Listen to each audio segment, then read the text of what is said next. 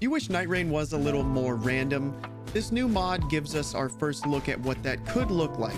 While Nightreign feels chaotic at first, it probably only took you a handful of hours to notice how similar Limveld played every run. Modder and coder thefifthmatt has delivered the first randomizer for Nightreign on PC, and I tried it out. Matt has developed randomizers for Elden Ring, Sekiro, Dark Souls 1, and Dark Souls 3, so you could say he is relatively experienced at this.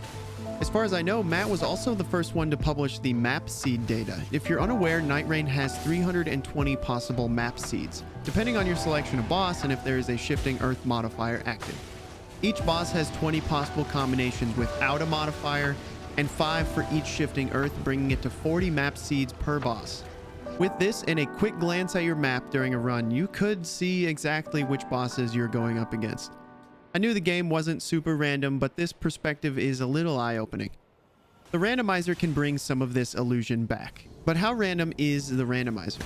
It has adjustable settings and 3 presets ranging from a mostly vanilla experience but with different night bosses, or you can get unique enemy camps around the map with randomized elements. You can greatly increase the chances that any shifting earth will pop up, or increase the chances of getting a double night boss fight.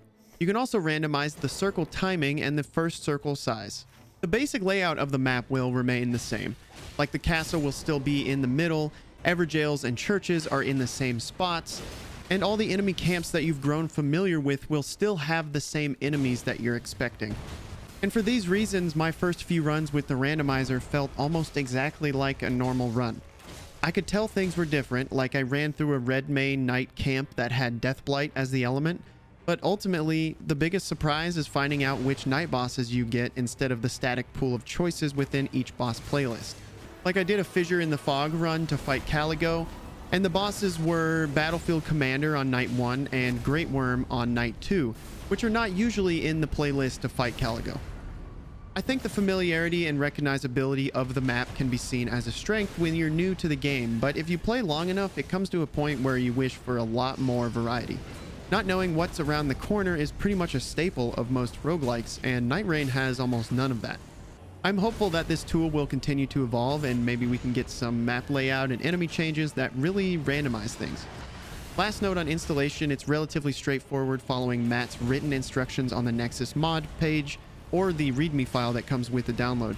This is also optionally compatible with Seamless Co-op if you want to try it with friends, but even if you're planning to play it solo, it's recommended to use Seamless for its alternative save file, which you can copy from your main file without worrying about messing up your vanilla save. So what do you think? Do you wish Nightreign officially supported something